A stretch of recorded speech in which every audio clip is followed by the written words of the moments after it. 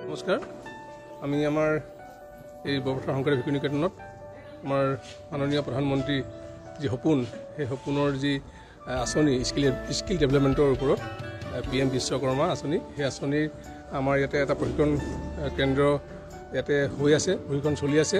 ইতিমধ্যে আমাৰ ইয়াত আমাৰ প্ৰশিক্ষণ কেন্দ্ৰত আমাৰ সঞ্চালক আমাৰ দীপ বৰবৰুৱাৰ নেতৃত্বত প্ৰায় দুটা বেষ্টে প্ৰশিক্ষণ লৈ আছে ইতিমধ্যে এটা বেষ্ট ওলাই গৈছে ২৬ গৰাকী ইতিমধ্যে ইয়াৰ পৰা পাছ আউট হৈ গৈছে আৰু আজি কিছুদিনৰ আগতে আমাৰ মাননীয় মন্ত্ৰী ৰূপেশ গলা ডাঙৰীয়াই আমাৰ সৰুপথাৰ আমাৰ যি আধুনিক কলাক্ষেত্ৰত আমাৰ সন্মানীয় বিধায়ক বিশেষ ফুকন ডাঙৰীয়াৰ উপস্থিতিত আমি সেইসকল পাছ আউট ষ্টুডেণ্টক আমাৰ চাৰ্টিফিকেট প্ৰদান কৰিছিলে আৰু এতিয়া আমাৰ ইয়াত আমাৰ এই প্ৰশিক্ষণ কেন্দ্ৰত আৰু ৪৫ গৰাকীয়ে ইতিমধ্যে প্ৰশিক্ষণ লৈ আছে কেইবাটাও শিতান আছে কেইটা আপোনাৰ বাৰবাৰ আছে আমাৰ আপোনাৰ মহিলাসকলৰ কাৰণে যুৱতীসকলৰ কাৰণে আমাৰ যি পাৰাৰ যিটো আপোনাৰ হেয়াৰ ড্ৰেছাৰ হেয়াৰ ষ্ট্ৰেইট এই ধৰণৰ খিনিও আছে যথেষ্ট আমি ভাবিছোঁ উপকৃত হ'ব আমি আশাবাদী আমাৰ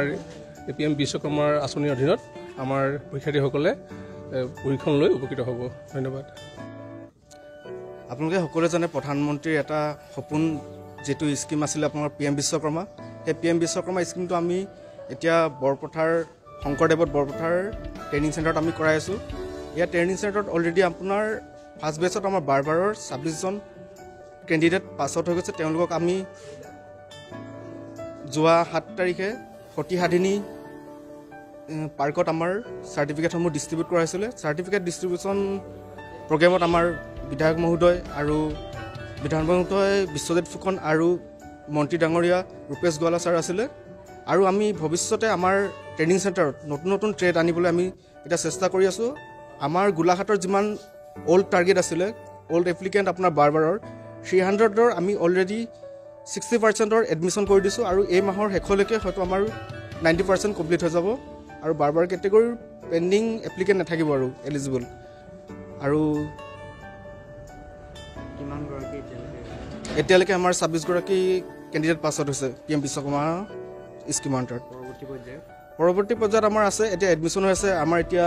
ক্লাছ চলি আছে ছেকেণ্ড বেচৰ অলৰেডি ছেকেণ্ড বেচত আপোনাৰ 45জনে ট্ৰেইনিং কৰি আছে ৪ নম্বৰ দিন হয়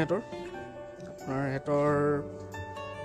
5 নম্বৰ দিনৰ পিছত আপোনাৰ 6 নম্বৰ দিনা এক্সাম হয় এক্সাম হোৱাৰ পিছত আমাৰ এইকেইজনো 45জন পাছ আউট হৈ যাব এক্সাম দিয়াৰ পিছত চবেই যদি ভালকৈ দিয়ে এক্সাম আজি অনুভৱ বুলি ক'বলৈ হ'লে খুবেই ভাল লাগিছে আমি আজি 4টা দিন PM বিশ্বকৰ্মাৰ যি প্ৰশিক্ষণ লৈ আছোঁ তাৰ পৰা আমি বহুখিনি উপকৃত হৈছোঁ বুলি মই ভাবোঁ আগন্তুক দিনত আমি যি ব্যৱসায় কৰি আছোঁ তাত আমি স্বাৱলম্বিতা দিশত আগবাঢ়িব পাৰিম আৰু আমাৰ এই প্ৰশিক্ষণৰ জৰিয়তে আমি যি শিকিলোঁ তাৰ পৰা আমি আৰু 10জনক যদি আগবঢ়াই নিব পাৰোঁ আমাৰ বাবে সঁচাকৈ গৌৰৱৰ কথা আজি আমি সঁচাকৈ গৌৰৱ অনুভৱ কৰিছোঁ প্ৰধানমন্ত্ৰী মাননীয় নৰেন্দ্ৰ মোদী ডাঙৰীয়াৰ যি পদক্ষেপ সুন্দৰ পদক্ষেপ সেই পদক্ষেপত আমি আগবাঢ়ি যাবলৈ এটা ধুনীয়া সুবিধা আমাক দিছে এইখিনিতে তেওঁলৈ মই বহুত শুভেচ্ছা জ্ঞাপন কৰিছোঁ আৰু আমাৰ সৰুপথাৰ সমষ্টিৰ মাননীয় বিধায়ক বিশ্বজিৎ ফুকন ডাঙৰীয়াকো শ্ৰদ্ধা নিবেদন কৰিছোঁ তেওঁলোকৰ সহায় মৰমৰ বাবে আজি আমি এইখিনি হ'বলৈ উপকৃত হ'বলৈ এটা সুবিধা পাইছোঁ ধন্যবাদ প্ৰশিক্ষণত আমাক হেয়াৰ কাটিং শিকাইছে আৰু hair colour straightening hair Dyer এইখিনি আমি শিকিছোঁ এতিয়া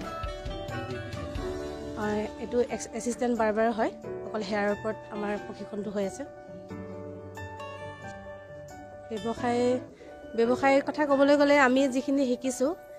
আগন্তুক দিনত আমি এইখিনি প্ৰশিক্ষণৰ দ্বাৰা এগৰাকী প্ৰতিষ্ঠিত ব্যৱসায়ী হিচাপে এদিন নিজকে পৰিচয় দিব পাৰিম বুলি ভাবিছোঁ